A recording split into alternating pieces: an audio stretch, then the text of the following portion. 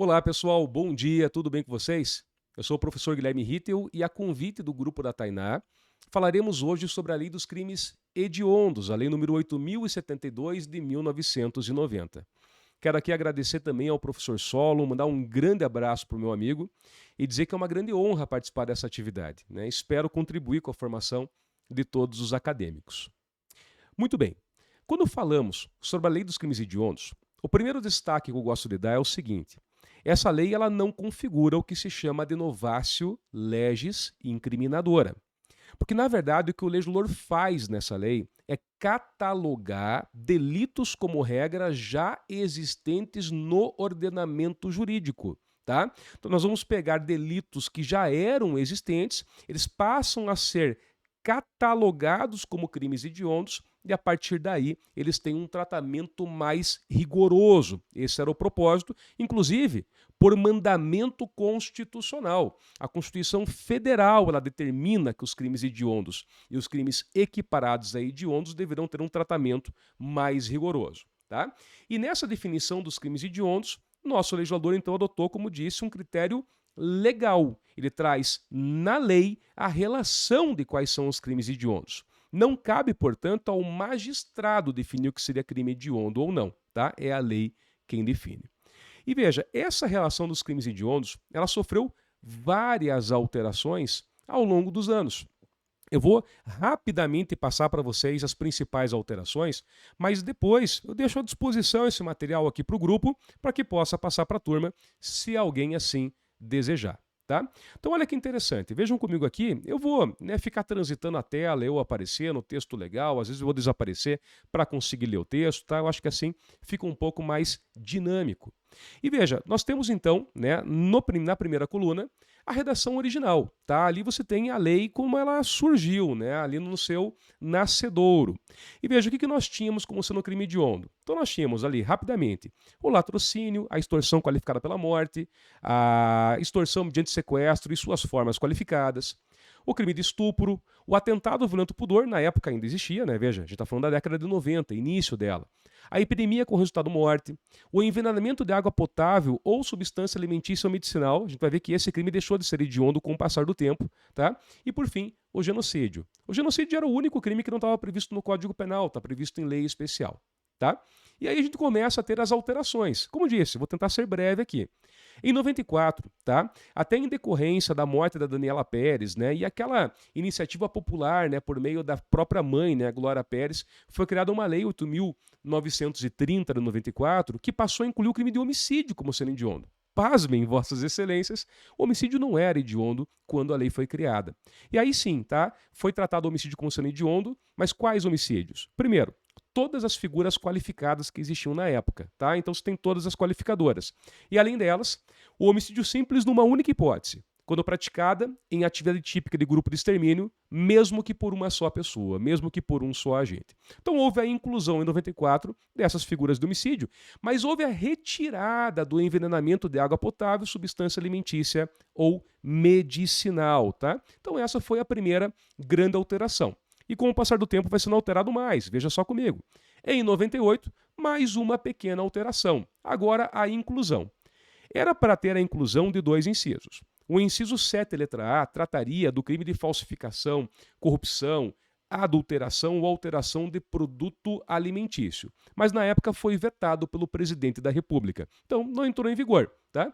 E o inciso 7, letra B, esse entrou em vigor, é a falsificação, corrupção, adulteração ou alteração de produto destinado a fins terapêuticos ou medicinais. Tá? Então aqui a gente tem a inclusão dessa figura. Não dá tempo nesse nosso encontro, mas eu lanço para vocês aqui um desafio, que é verificar o seguinte: todas as hipóteses previstas no parágrafo 1º, primeiro letra A e primeiro letra B, serão consideradas crime hediondo? Será que todas, tá? E aí a dica que eu dou é depois vocês pesquisarem um pouco sobre o atual entendimento do Supremo Tribunal Federal em relação a algumas condutas do parágrafo 1º, letra B, em especial, tá? Quando se trata de medicamentos sem registro, tá? Mas deixo essa missão para vocês depois. Bom, em 2009, temos mais uma modificação, eu não vou nem sair da frente por enquanto, porque dá para compreender. Basicamente, qual foi a modificação? Houve uma alteração lá no Código Penal, no título que tratava dos crimes na época, né, contra os costumes, aí acaba sendo alterado para crimes contra a dignidade sexual, e muda bastante a redação de alguns artigos alguns anos depois. Então nós temos ali o crime de estupro, tá, que acaba sendo alterado para englobar também os parágrafos dele, e, né, deixa de existir a figura do atentado violento ao pudor, né, porque ele acabou sendo incorporado no próprio tipo penal do estupro. Então essa foi uma alteração.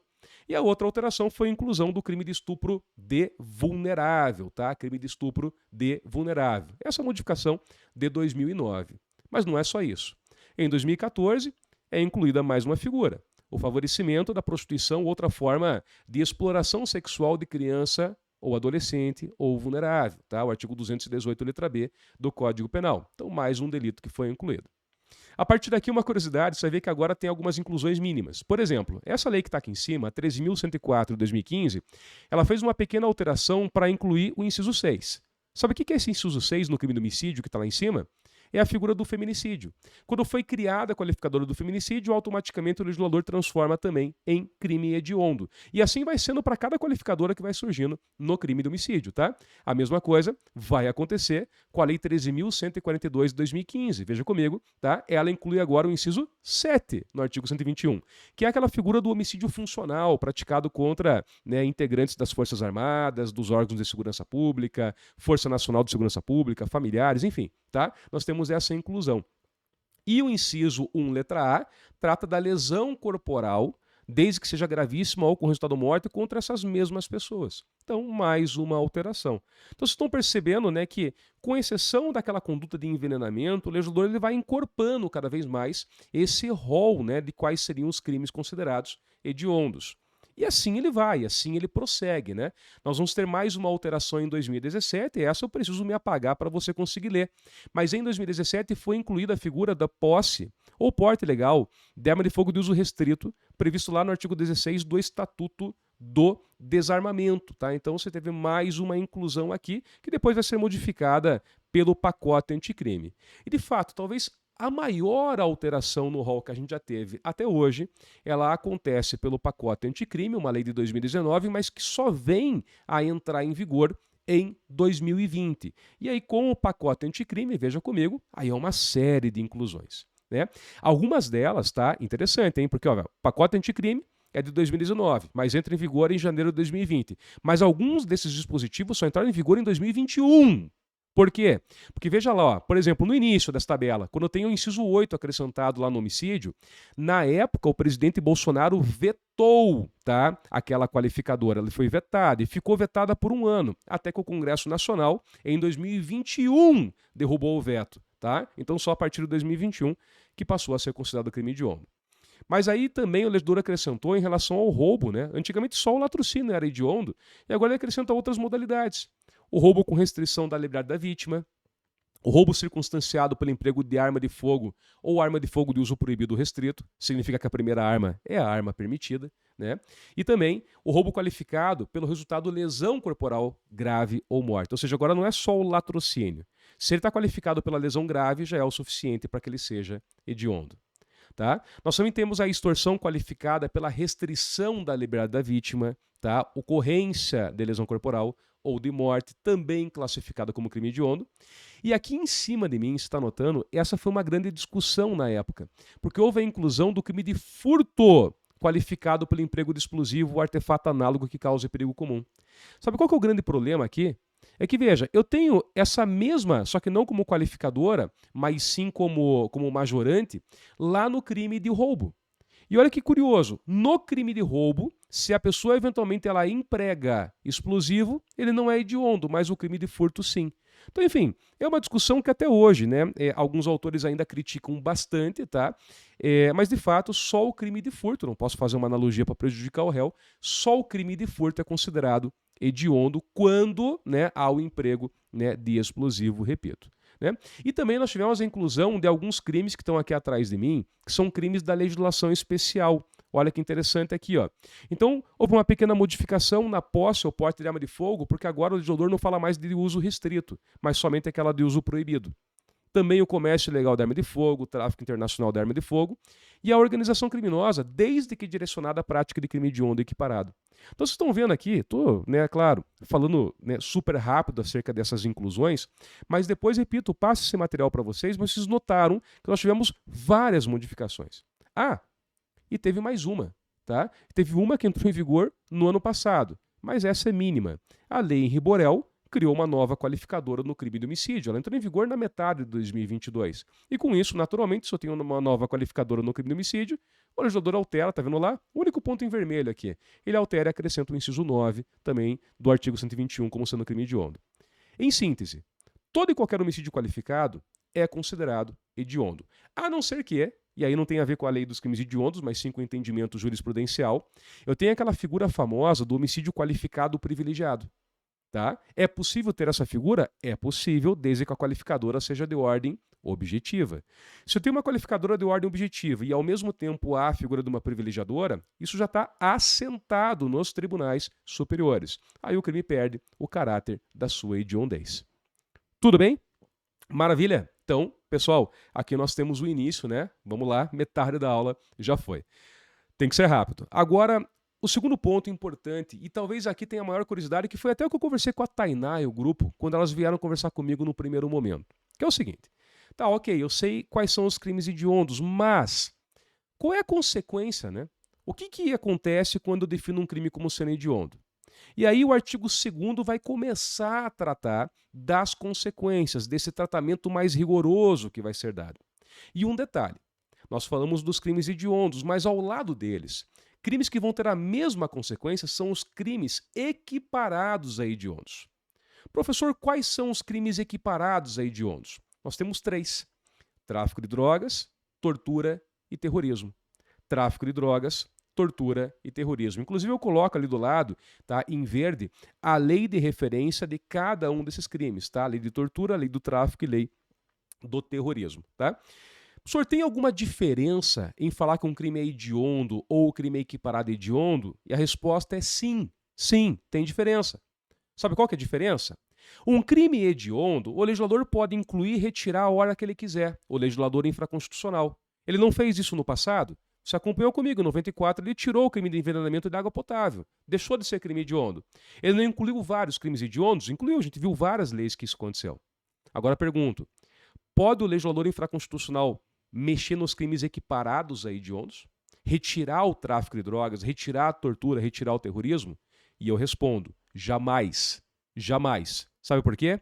Porque os crimes equiparados a hediondos foram expressamente previstos no artigo 5º da Constituição, constituindo verdadeira cláusula pétrea. Tá? Então, essa é a grande diferença. Os crimes equiparados a hediondos não podem sofrer modificação. Veja, claro que a definição dos crimes pode, mas a retirada deles enquanto crimes equiparados a hediondos, não. Tá? E isso decorre, repito, tá, do dispositivo constitucional, artigo 5º, inciso 43.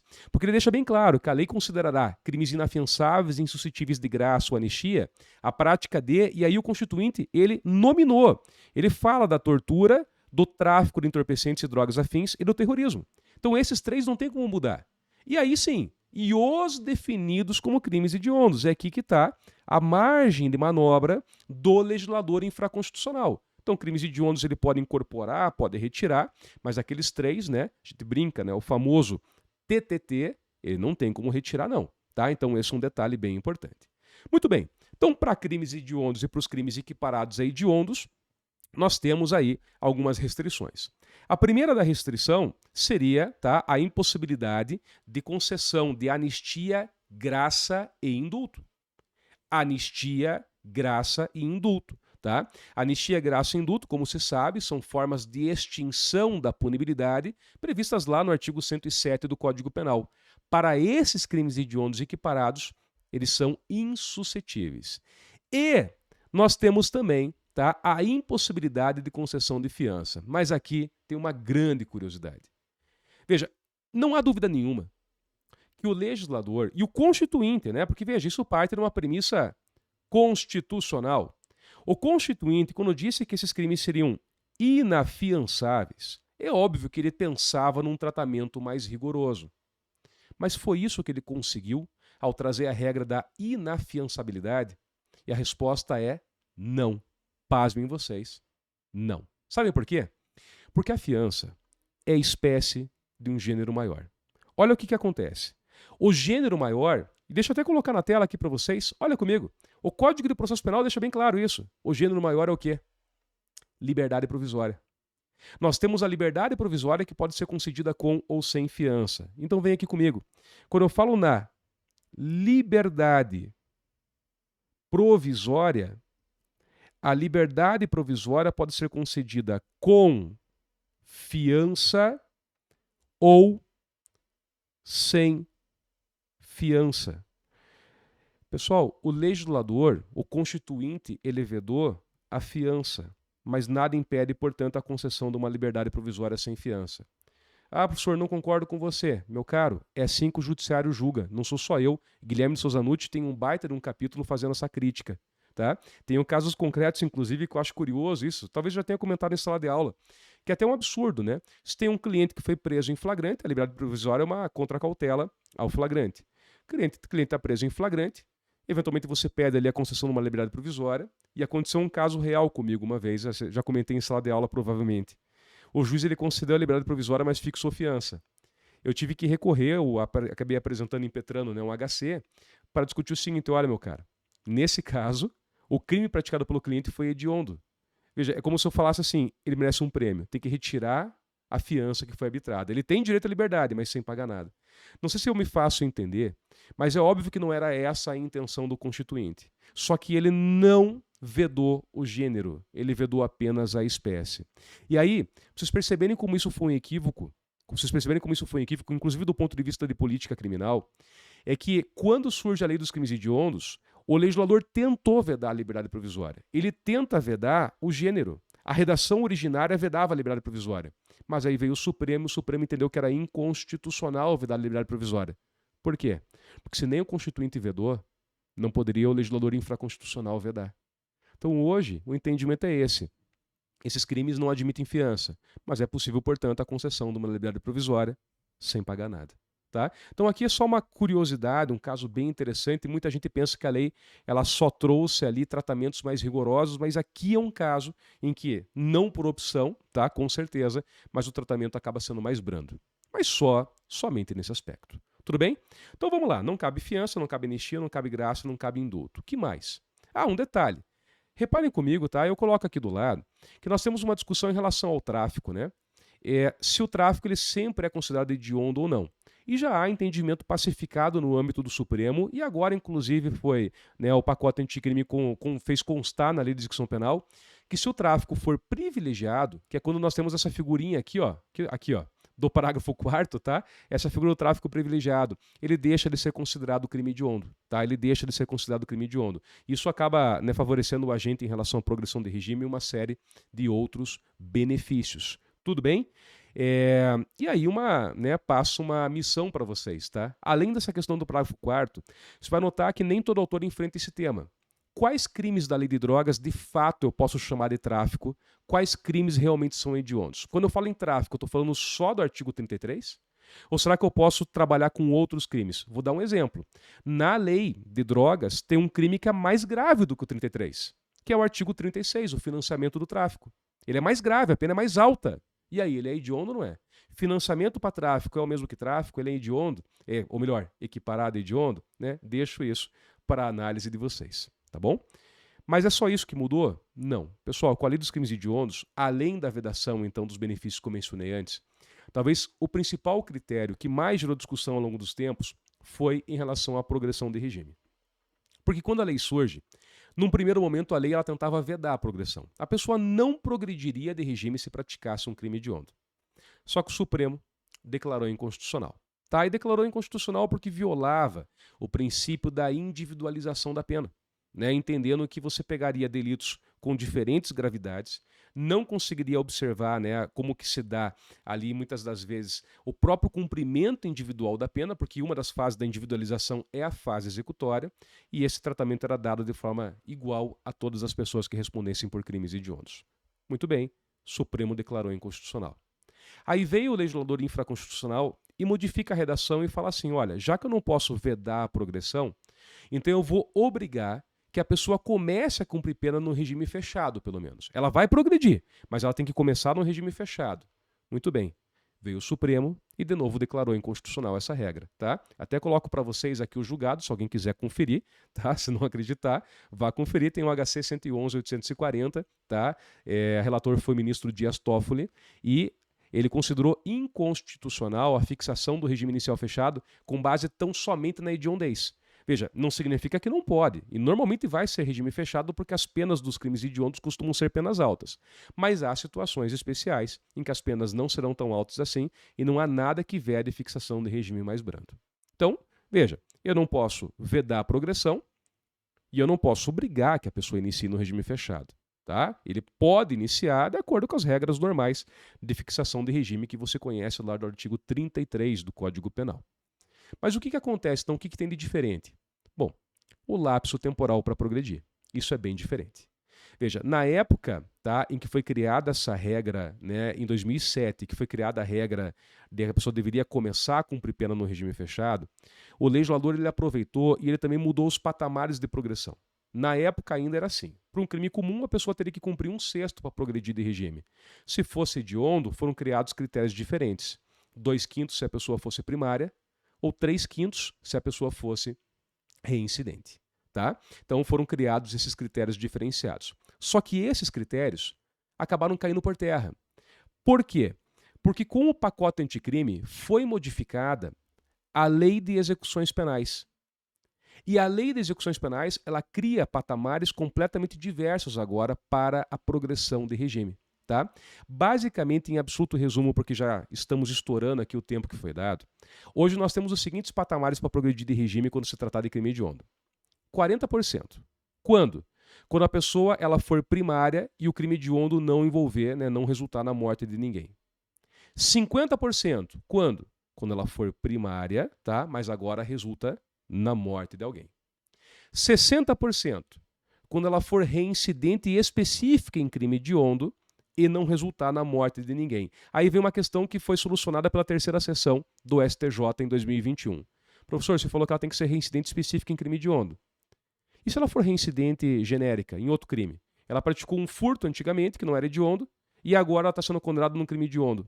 Tá? Ela é reincidente, mas não específica. Qual é o critério de progressão? Os 40%, como se ela fosse primária. Senhor, mas ela não é primária. Pois é.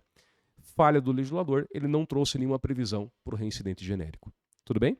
E por fim, 70%, se a pessoa é reincidente específica em crime hediondo e resulta na morte. Mais uma vez, professor, e se ela praticar um crime hediondo que resultou na morte, mas ela é reincidente genérica? Aí é 50%.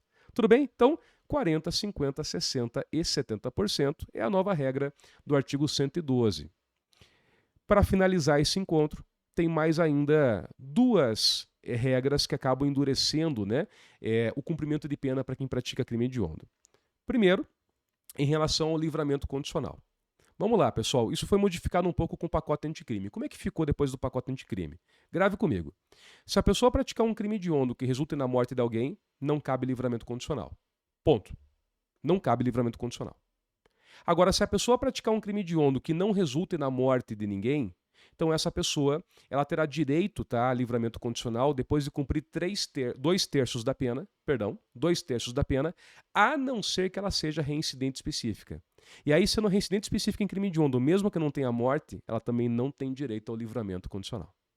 E por fim, a última modificação foi em relação à prisão temporária.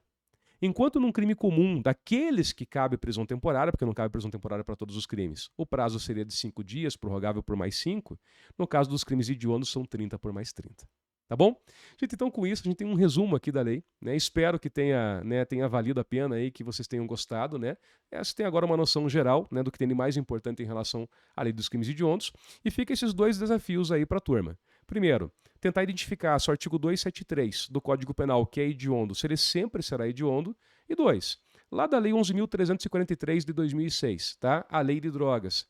Quais crimes da Lei de Drogas de fato são hediondos? Será que o financiamento para o tráfico, que é mais grave, a própria conduta do artigo 33, que normalmente é chamada de tráfico, será hedionda ou não?